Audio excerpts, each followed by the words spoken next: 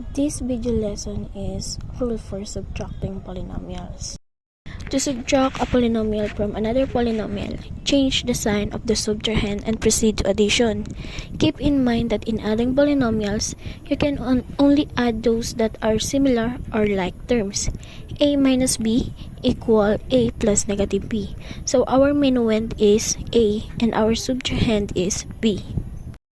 So we have here the example, 5x plus 4 minus 7x plus 3. The definition of subtraction is 5x plus 4 plus negative 7 minus 3.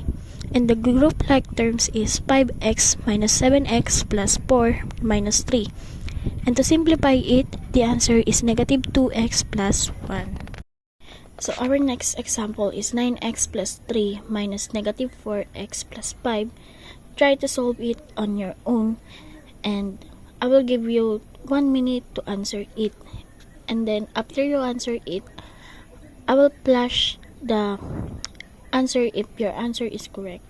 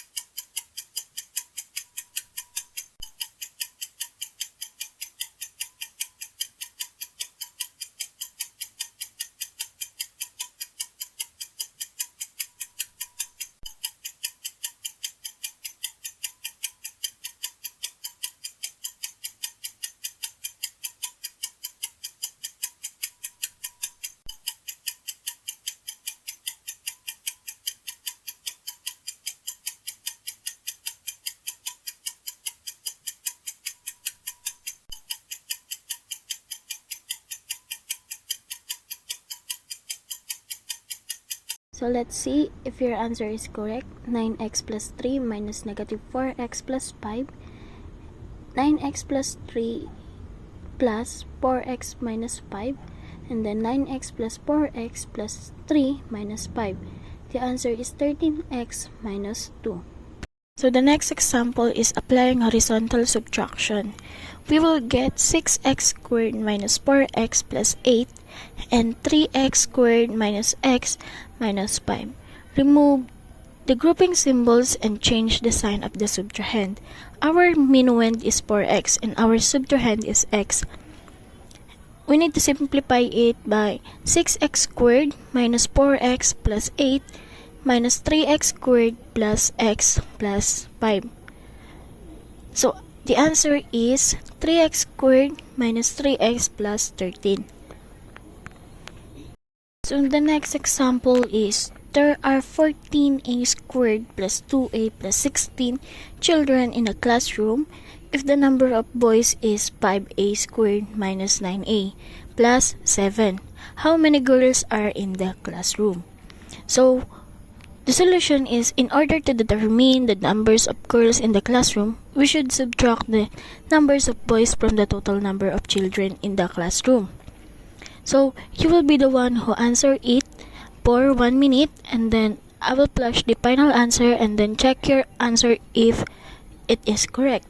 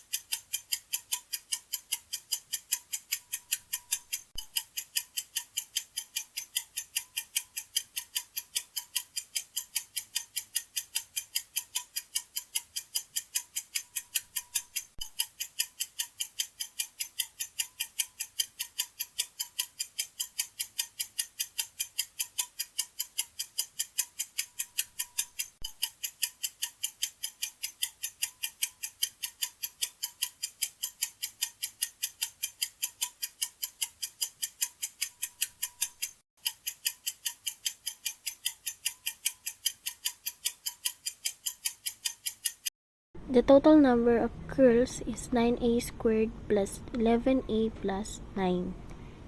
Our next topic is law of exponent. A raised to n, where a is not equal to 0 and n is an integer. In a raised to n, a is called the base and n is called the exponent. The exponent will tell how many times we are going to multiply the base by itself. The next law of exponent is power of power. A raised to n multiplied by m equal a raised to nm. When a power is raised to another power, or when an exponential expression is raised to another exponent, multiply the exponent. Third law of exponent is product of a power. A raised to n multiply a raised to m equals a raised to n plus m. In multiplying exponential expression whose bases are the same, just copy the common base and then add its exponents. The fourth law of exponent is quotient of a power. A raised to n over a raised to m equal a raised to n minus m. In dividing exponential expression with the same bases, copy the common base and subtract its exponent. Take note, this is only applicable if the exponent on the numerator is greater than the exponent on the denominator. Last law of exponent is law for zero exponent. A raised to 0 equals 1, where a is not equal to 0. Always take note that any non-zero number raised to a 0 exponent is always equal to 1.